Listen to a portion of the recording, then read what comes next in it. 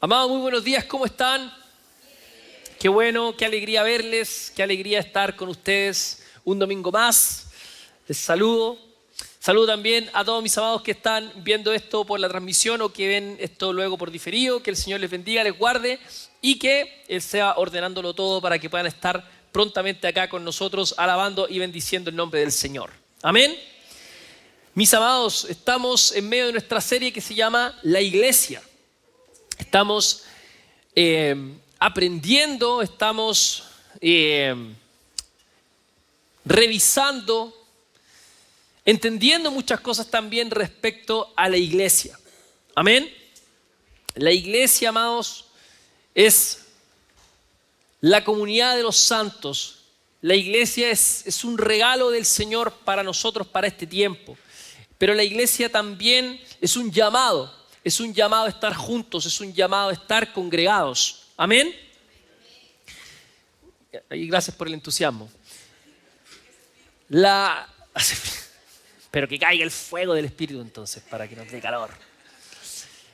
La iglesia, amados, tiene muchas dimensiones que tenemos que entender y también atender. Amén. Pero una de las cosas que hemos estado trabajando estos tiempos es lo importante que es entender la iglesia en términos comunitarios. Amén. Es decir, la iglesia se hace a través de la congregación de los santos. Sin comunidad no hay iglesia. Eso fue lo que explicamos en parte la semana pasada. La iglesia, entendida como la universalidad de los creyentes, es una dimensión de la iglesia. Cada uno de nosotros que creyó en Jesucristo es bautizado, ¿verdad? Dice la palabra, por el Espíritu para ser parte de la iglesia del Señor. Amén. Entonces cada uno de nosotros es la iglesia del Señor. Amén. Pero la iglesia también tiene otra dimensión que es la dimensión comunitaria. Eso significa que para ser y hacer iglesia necesitamos estar juntos. Necesitamos estar congregados. ¿Sí? Y esto es muy importante. Es muy importante. Porque no podemos vivir el ser iglesia separados del cuerpo de Cristo. Es más, esta idea que nos entrega el apóstol Pablo de forma extraordinaria, ¿verdad? De comparar, de hacer esta analogía de la iglesia con el cuerpo de Cristo, el mismo apóstol Pablo nos va a explicar que eso solo se puede vivir o experimentar en términos comunitarios. Cuando hablamos que la iglesia es el cuerpo de Cristo, Pablo está en ese ejemplo hablando de la iglesia en términos comunitarios locales. Amén. Para yo vivir esta corporalidad necesito estar inserto en una comunidad local, en lo que hoy día entendemos como una iglesia local. Si yo no soy parte de una iglesia local, ¿cómo podría estar viviendo esa corporalidad? No se puede. No se puede. Si tú pretendes vivir la iglesia, el ser iglesia, aislado, solo en tu casa con la idea de la iglesia en términos universales, ¿de qué te serviría pensar en la corporalidad del cuerpo? Si en ese mismo ejemplo el apóstol Pablo dice que unos son manos, otros son pies, otros son oreja, otros son nariz, ¿verdad? ¿Se acuerda? Ahora, si tú entiendes la iglesia en ese aislamiento, entonces tú estás pretendiendo ser todo el cuerpo. Y ahí tenemos un problema.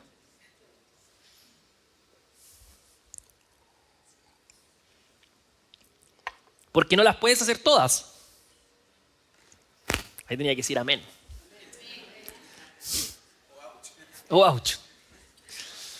No las podemos hacer todas, ¿verdad? Por eso necesitamos ser cuerpo. Por eso el ser iglesia, el compartir con la iglesia es tan importante, amados. Es tan importante. Porque es esta herramienta que el Señor nos ha dado para crecer, juntos en la imagen del Hijo. Yo quiero recordarte algo, una definición de iglesia que les entregué hace unas semanas, que era esta: la iglesia local es un grupo de creyentes bautizados comprometidos a cuidarse unos a otros, que se reúnen regularmente para adorar a Dios a través de Jesucristo, para ser exhortados por la palabra de Dios y para celebrar las ordenanzas de Cristo, el bautismo y la cena del Señor, bajo la guía de líderes debidamente constituidos. ¿Amén? Esta definición no es mía, pero en esta definición, todos estos elementos que encontramos en esta definición los vamos a encontrar en la palabra.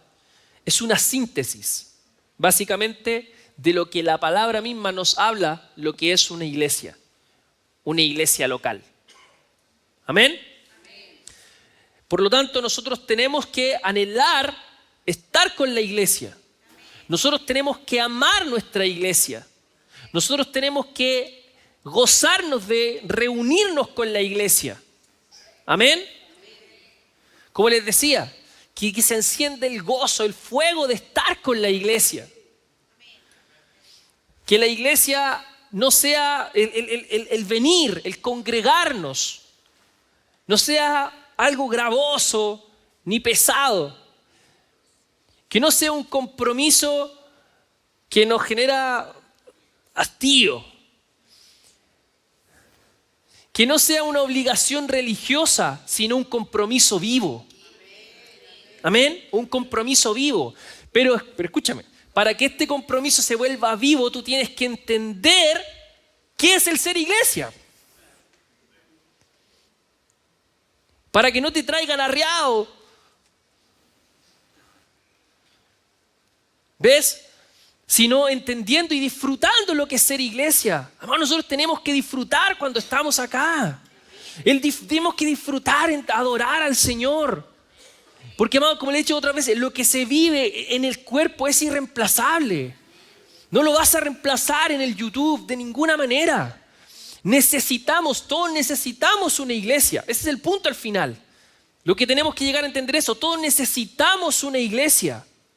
Todos necesitamos una iglesia local. Necesitas ser parte del cuerpo. Necesitas estar en comunión con los hermanos. También recuerda, necesitas la iglesia porque hay gracias que Dios ha dispuesto que sean dispensadas solo en la comunidad.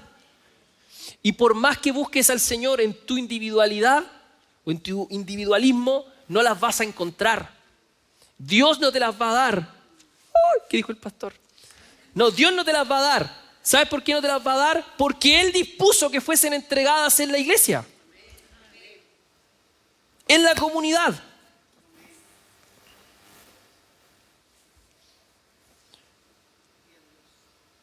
Por eso nos necesitamos. Amén. Por eso tenemos que anhelar estar juntos. Por eso tenemos que anhelar estar congregados. Por eso necesitamos estar aquí juntos. Amamos, de nuevo, que el compromiso, este es el día en el que los creyentes se juntan frecuentemente, es este día. Es el día domingo, es el primer día de la semana. Comenzamos la semana entregándole todo al Señor. Comenzamos la semana despojándonos de nuestras cargas. Comenzamos las semanas congregados, entregándole nuestros amores al Señor todos juntos.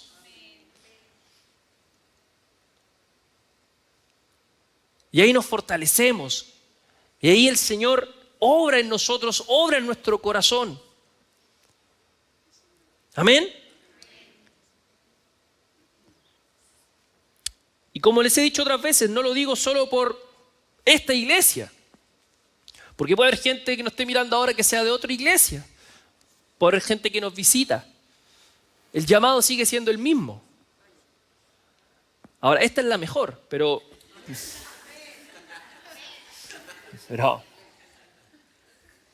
el llamado del Señor es congregarte, es ser parte del cuerpo, es ser parte del cuerpo. No, es una broma. La semana pasada hablamos de eso, ¿verdad? Hablamos de justamente el saber amar nuestra iglesia y amar las otras expresiones de fe también. Mientras no sean heréticas, evidentemente. ¿Sí? Porque esas cosas hay que juzgarlas. delante del Señor. Amén. Dicho eso, quiero hoy día hablarle acerca de otra expresión que hay en la palabra acerca de la iglesia, que es la esposa del Cordero. La esposa del Cordero. La palabra nos habla de la iglesia de esa forma, como la esposa del Cordero. ¿Sí? Y a través de esta expresión nos muestra el profundo amor de Cristo por nosotros, por su iglesia. Nos habla acerca de un amor que es incondicional, que es eterno. Y cuando nos habla de eso, dice que como la iglesia es su esposa, Él la está constantemente santificando por Él y para Él, a través de su palabra y a través del Espíritu. Amén. Mientras la esposa que hace está en una espera gloriosa, ¿sí? Esperando un encuentro glorioso con el Cordero. Amén. Cosa que la palabra va a expresar como las bodas del Cordero. Y parte de lo que les voy a explicar hoy día también es esa tensión que existe, ¿verdad? O esa tensión que está en nuestro entendimiento con respecto a que la iglesia es novia o es esposa, ¿sí? Pero hoy día se lo voy a explicar y lo va a entender muy bien. Porque esa es otra cosa con la que el Señor nos bendice cuando venimos a la iglesia, ¿ve? Entendemos cosas, se nos enseñan cosas. ¿Por qué? Porque el Señor ha puesto gracias para que seamos enseñados. Amén. Y eso sí lo va a encontrar acá en Reinando con Jesús. El fuego del Espíritu, pero buena enseñanza. Amén. Entonces vamos de inmediato a Apocalipsis 19:7. Vamos a Apocalipsis 19:7.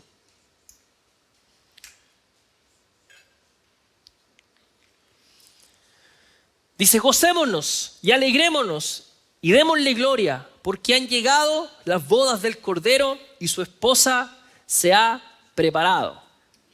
Voy a dejarlo hasta ahí. Yo sé que usted sabe lo que viene después porque se acordó del canto, ¿cierto? Y a su esposa se le concede. ¿Se acuerda? Tenemos gente más nueva, parece, en la iglesia. Mira esta expresión. Han llegado las bodas del Cordero. El lenguaje del amor del matrimonio es un lenguaje que atraviesa toda la Escritura como un hilo conductor y que tiene la finalidad de justamente revelar, mostrarnos la relación, ¿sí?, entre Dios y su pueblo. Desde el Antiguo Testamento, donde Dios llama a Israel su esposa, pero la llama infiel, su esposa infiel, pero aún siendo infiel, amada y perdonada. Esas expresiones las vamos a encontrar en el libro de Oseas. Ustedes después ahí lo cotejan. Oseas 2, de hecho. Pero en el Nuevo Testamento también vamos a ver esta expresión, refiriéndose a su pueblo como su esposa. Y en el Nuevo Testamento vamos a encontrarlos de la forma en la que Cristo es descrito vívidamente como el esposo celestial, que viene a buscar a su amada esposa, ¿sí? Que está preparada y que está esperándolo, ¿sí? Con sus lámparas encendidas. ¿Y de qué nos habla esto? De este amor. El amor de Cristo por su iglesia. Nos habla de un amor que es un amor de pacto. Esto también nos habla de justamente la idea de Dios con respecto a este amor que se da en el conyugazgo, en el matrimonio. Mira que para describir esta relación, Dios no usa o la palabra no usa otra forma de expresión de amor. Ahora no está usando, aunque sí lo somos, ve que nosotros como hijos de Dios nos tenemos que entender de varias formas. Pero aquí ya no está usando la forma de paternidad del amor que hay en un padre hacia un hijo, que es tremendo amor, ¿verdad? Los que somos papás sabemos eso. Es un amor que solo tú lo entiendes cuando eres papá. Cuando nació mi hija yo dije esto, conocí el amor en otra dimensión. Amo con todo mi corazón a mis papás. Amo con todo mi corazón a mis hermanos. Amo con todo mi corazón a mi esposa. Pero ese amor es distinto. Es un amor de otra dimensión. No sabría cómo explicártelo. Pero si eres papá me vas a entender. Pero mira, fíjate. Ese amor, con todo lo que te estoy diciendo, no es el ejemplo que está usando la palabra para ejemplificar la relación de Cristo con su iglesia. La relación que está usando acá es la de el esposo con la esposa.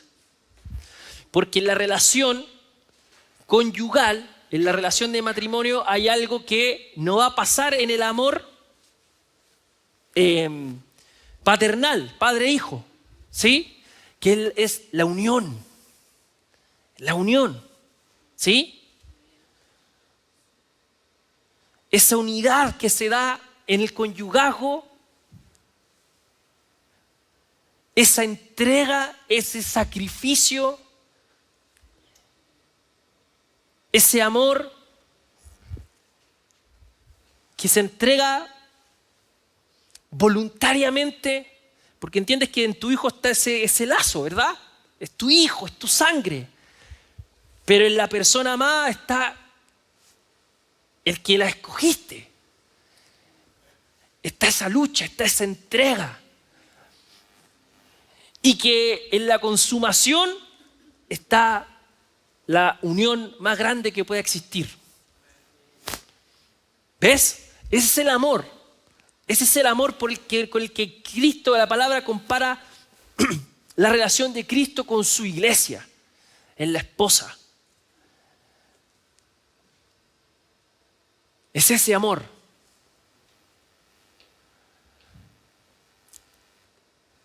Ese amor que se entrega por completo. Entonces, vamos a leer un texto que nos va a iluminar más. Vamos a Efesios capítulo 5.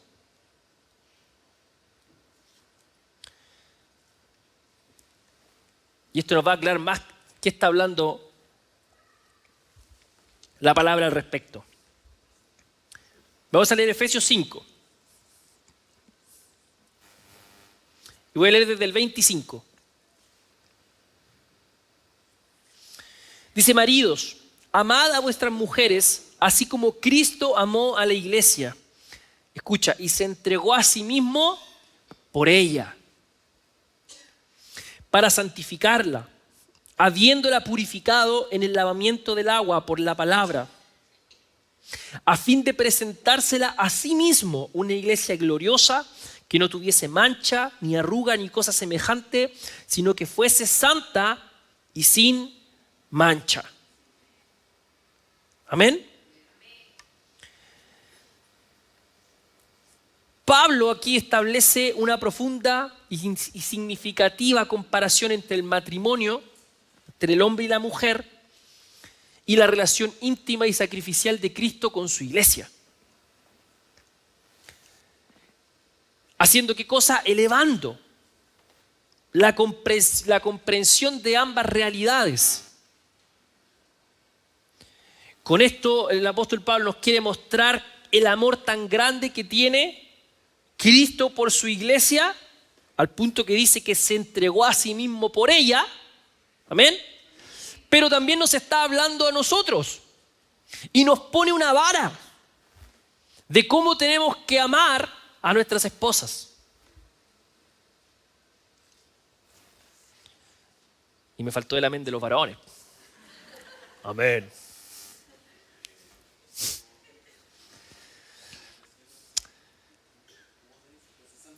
Cristo, escucha esto, Cristo demuestra su amor de 3 maneras fundamentales, ahí para los que toman nota. Primero, dice que se entregó completamente por ella. ¿Dónde se entregó Cristo por su iglesia? En la cruz. Se entregó a sí misma por ella, en la cruz. Entonces ahora nos está mostrando el tipo de amor. Ese es el amor de un esposo por su esposa. Se entrega por completo por ella.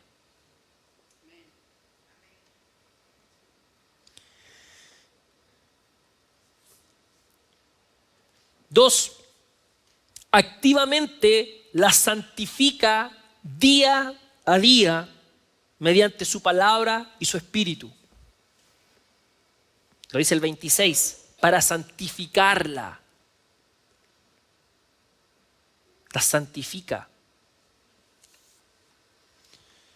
Esta santificación en ambas dimensiones, apartándola cada día para sí, y también el entendimiento de la purificación, porque dice, habiéndola purificado en el lavamiento del agua por la palabra. ¿Amén? ¿Cómo entendemos eso nosotros? Teniendo cuidado de nuestras esposas. Y tercero, tiene el glorioso propósito final de presentarla radiante y sin mancha. Radiante y sin mancha.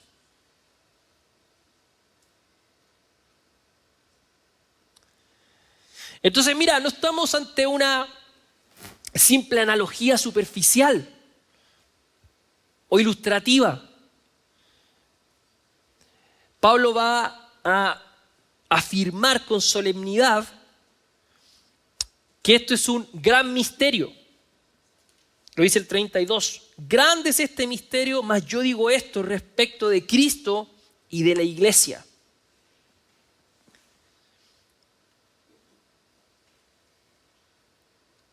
Entonces, en su sentido más profundo y verdadero, esta relación nos habla acerca de Cristo y la iglesia como una realidad espiritual. ¿Somos la iglesia de Cristo? Amén. Así nos ama el Señor. Así nos ama el Señor. Así nos ama. Se entregó por nosotros, nos santifica día a día por medio de su palabra y su espíritu para presentarnos radiantes, sin manchas, delante de Él. ¿Y qué es lo que pretende esta enseñanza apostólica?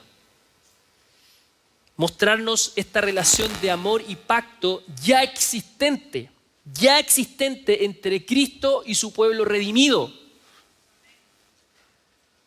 Esta relación es un vínculo actual, real, verdadero. Es transformador o tiene que ser transformador para nosotros, porque define nuestra identidad de forma más profunda. ¿Cómo te ves tú? ¿Cómo te ves tú a la luz de la Escritura? ¿Cómo te ves tú a la luz de esto? Como la iglesia del Señor. Amén, como la iglesia del Señor. Eres así de amado. Somos así de amados por el Señor.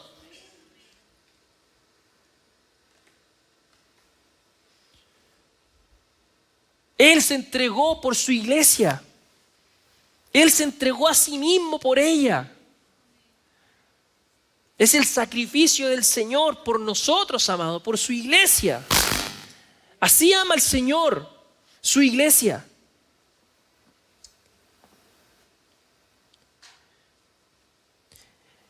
Entonces este texto nos muestra este amor sacrificial sin reservas. ¿Sí? Un amor que llegó al extremo de la muerte y muerte de cruz.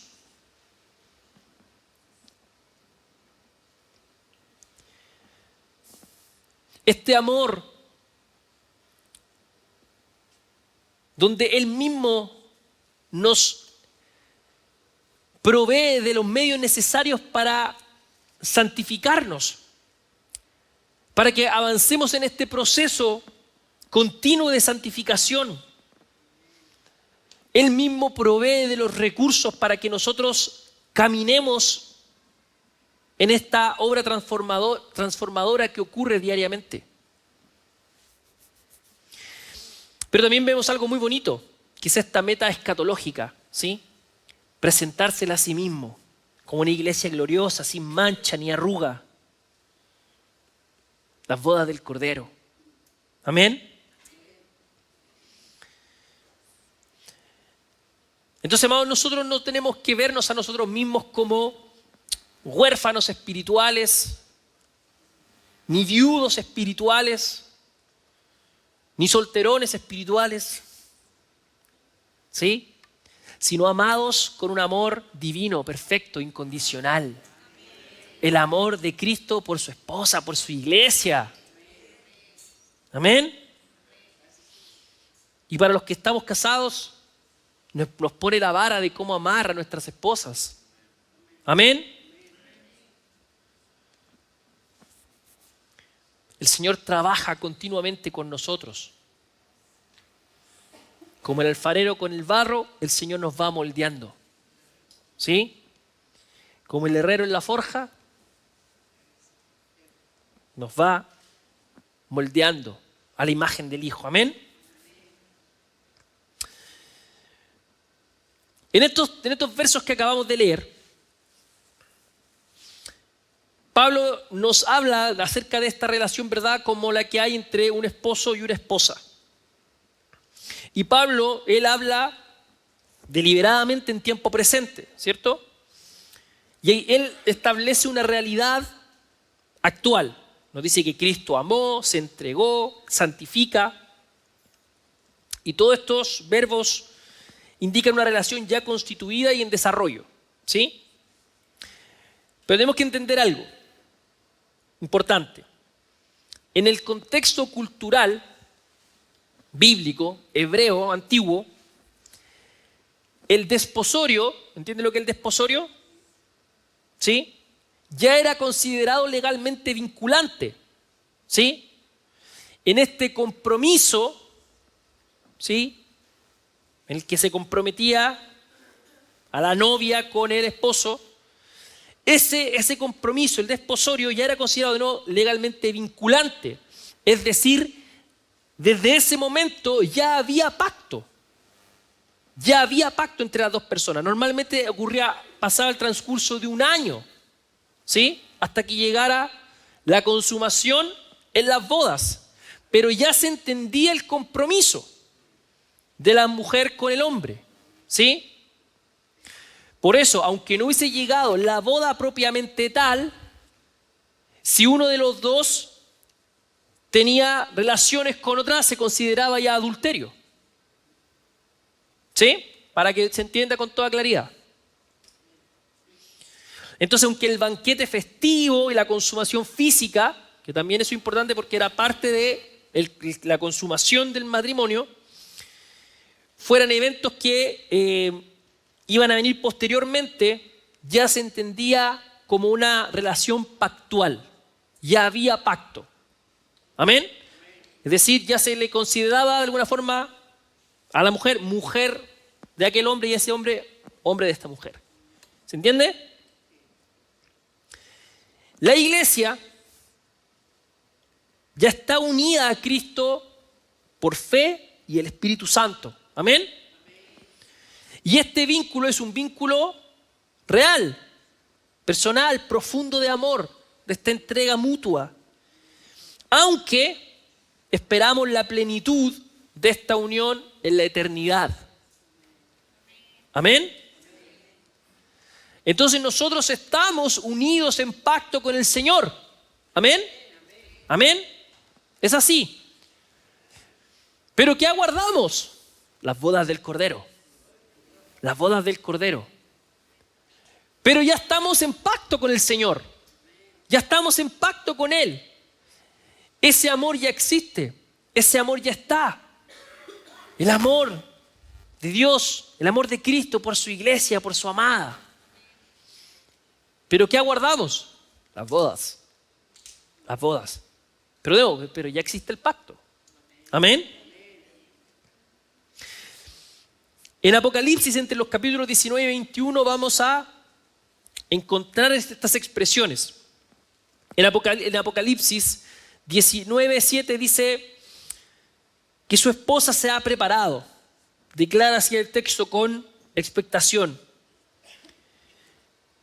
Y esto nos indica un proceso de preparación que va a culminar en un momento definitivo.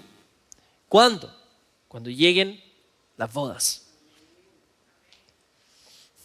¿Cuándo van a ocurrir esas bodas? Cuando venga el Señor. Cuando venga el Señor. Amén. Aguardamos aquello con esperanza, con gozo. Amén.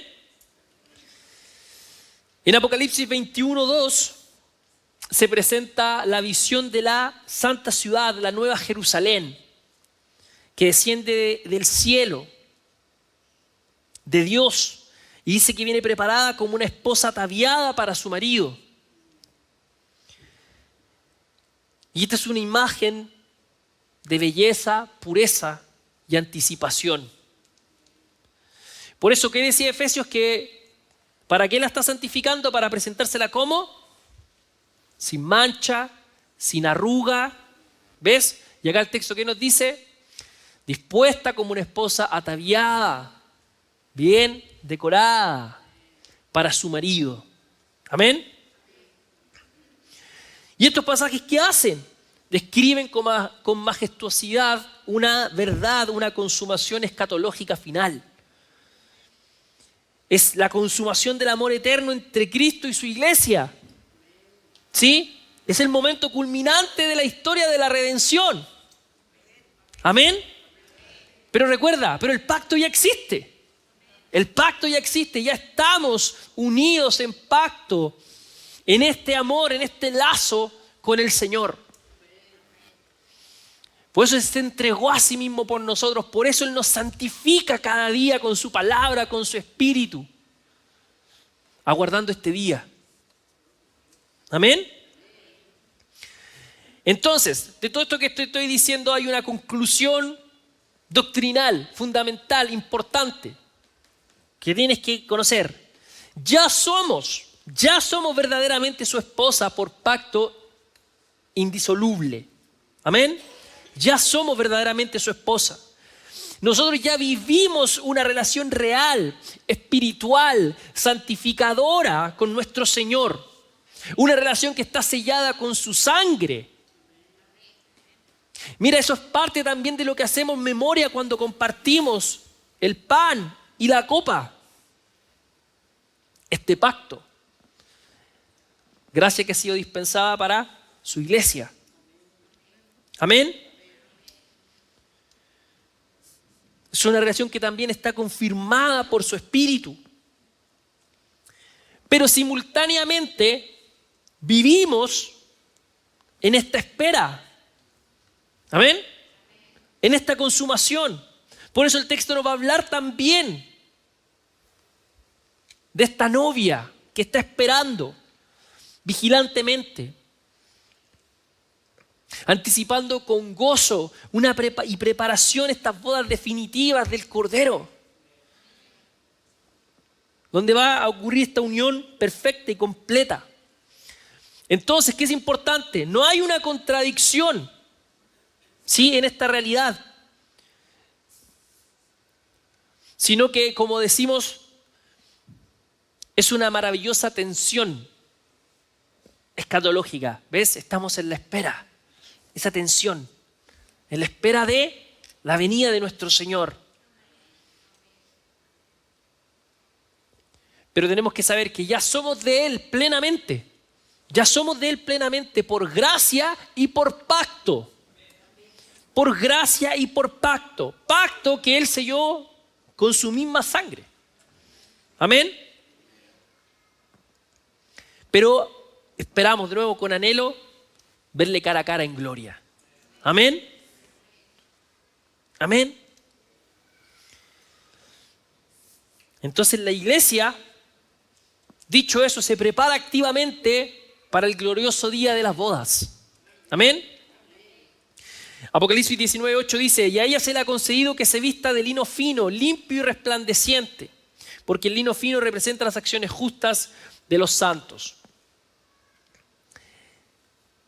La iglesia, amados, que somos nosotros, amén, somos la iglesia del Señor, estamos divinamente llamados a vivir en una constante fidelidad, amén, en una pureza incontaminada, en una adoración sincera. Mientras hacemos ¿qué cosa? Esperamos el regreso de nuestro amado esposo, el Señor. Mientras aguardamos la venida del Señor.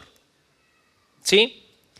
Pero entendemos, de nuevo, para que no nos confundamos, que ya somos verdaderamente su esposa. La iglesia es verdaderamente la esposa del Cordero. ¿Amén? Amado, esto que estoy diciendo es muy importante, porque hay unos cuantos chamullos dando vueltas en las redes con respecto a esto. Entonces entiéndelo bien. Porque la obra del Señor ya está consumada. ¿Sí? No nos estamos perdiendo de nada. Solo entendemos bien cómo es el movimiento. ¿Sí? ¿Amén? ¿Amén?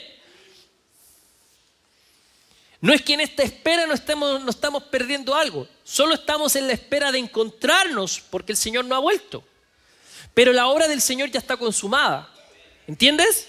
¿Amén?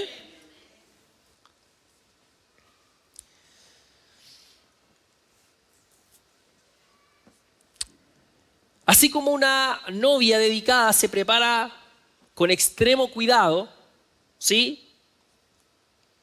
Y atención para ese día, las que se casaron dicen amén o no. ¿O la estoy embarrando? ¿No? ¿Sí? Se preparan con expectación, ¿verdad? Para ese día, para el día de la boda. Bueno, mi esposa sí se preparó con mucho para ese día. La esposa más linda que ha habido.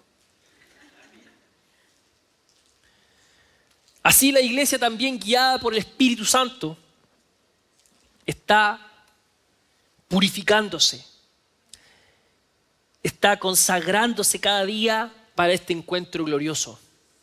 Amén. Por eso cuando nosotros pensamos con respecto al regreso del Señor, amados, no lo tenemos que pensar con temor, ¿verdad? Yo creo que le he expresado esto, que Hollywood nos hizo mucho daño, amados. Sí. Entonces, a través de películas, series y algunos también movimientos nos han hecho pensar que este momento, ya la palabra apocalipsis nos suena a algo malo ya. ¿Sí? Todo lo apocalíptico es, todo va a explotar, todo va a estallar. El retorno de Cristo no es algo que nos tiene que generar temor, sino alegría y gozo. Vamos, la esperanza escatológica es algo que ha sido fundamental dentro de la iglesia primitiva, los padres y así. Esperaban con gozo, con ansias. Si tú lees las cartas paulinas vas a ver que Pablo incluso tenía la ilusión de participar de ese momento. Él escribía con la fe de que él iba a estar ahí, que iba a participar del retorno del Señor y los animaba a que estuviesen con gozo. A los tesalonicenses les dice, a los que partieron los vamos a ver pronto. A los que ya durmieron nos vamos a encontrar con ellos pronto. El retorno del Señor nos tiene que causar gozo, alegría, porque es el momento de consumación final. Para nosotros la iglesia del Señor es un día maravilloso, amados.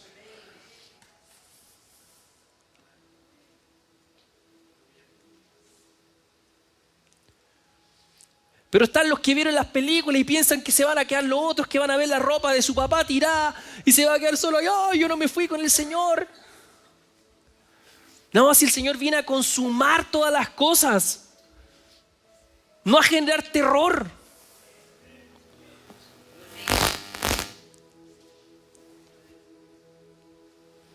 nosotros vamos a ver, amados, y participar de las bodas del Señor, de las bodas del Cordero, amén. Entonces, ¿cómo se prepara la iglesia? ¿Cómo nos preparamos, amados? Mediante este proceso de santificación, mediante esta preparación espiritual y profunda y continua. ¿Cómo lo vamos a hacer?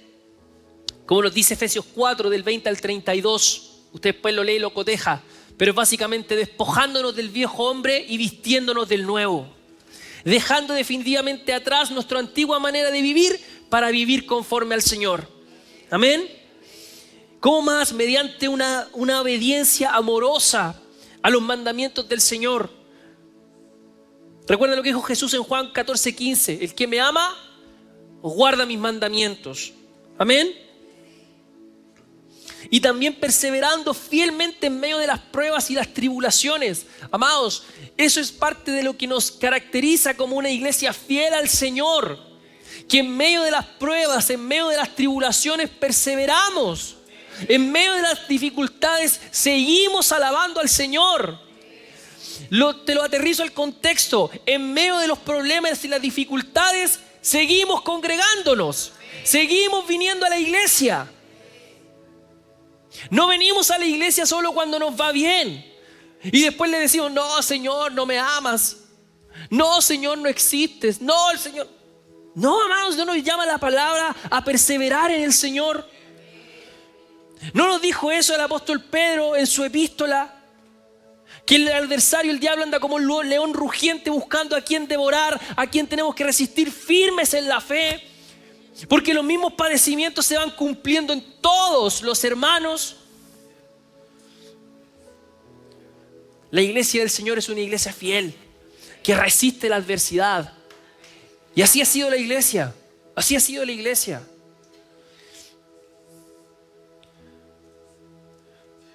Por eso nosotros somos la fe verdadera. O como se llama, se dice en términos más académicos, lo van a decir en la academia, esta es la religión verdadera.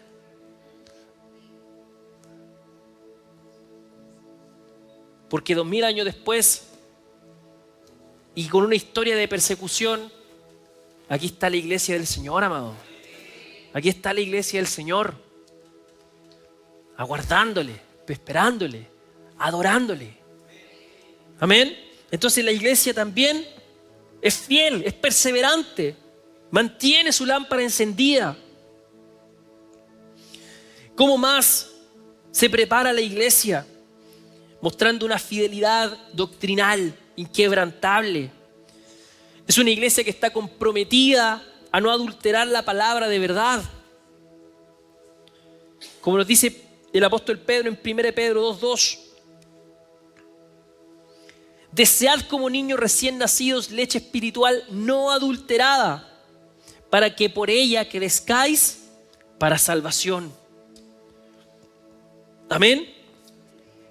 Preservando la pureza del evangelio y entregándolo. ¿Cómo más? Vigilando atentamente para no contaminarnos con las corrientes que el mundo ofrece en los distintos momentos, en las distintas eras.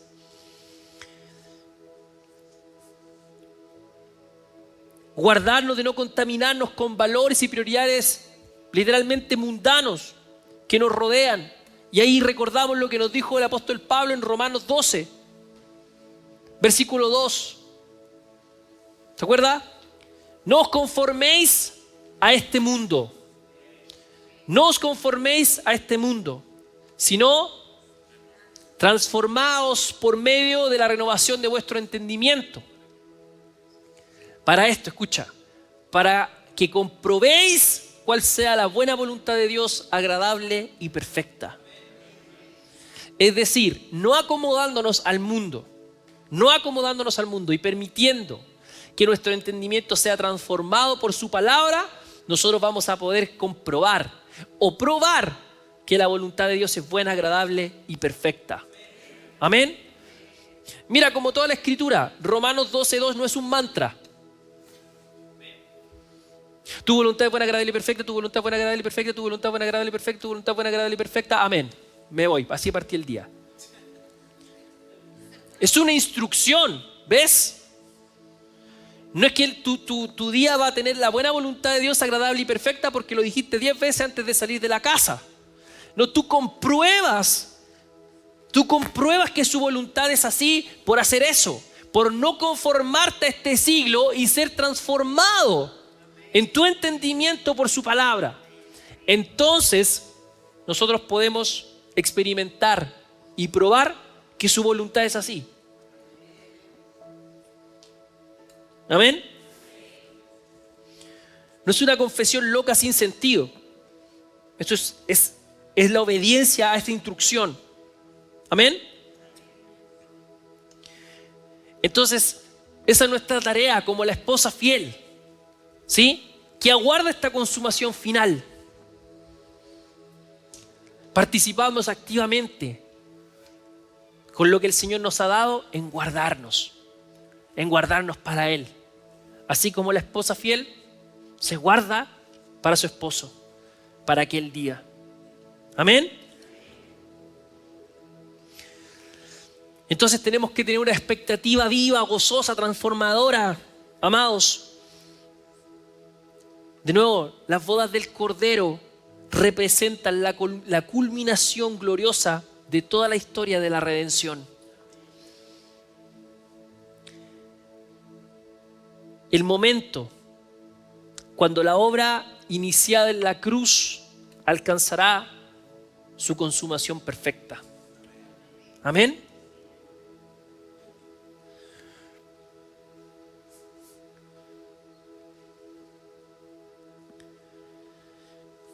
Entonces, amados, vivamos como esa iglesia que se sabe amada por el Cordero, por su esposo, pero vivamos como esa esposa digna para el Señor, guardándonos, perseverando, purificándonos con su palabra, con su espíritu y creciendo para ser transformados cada día a la imagen del Hijo. Amén.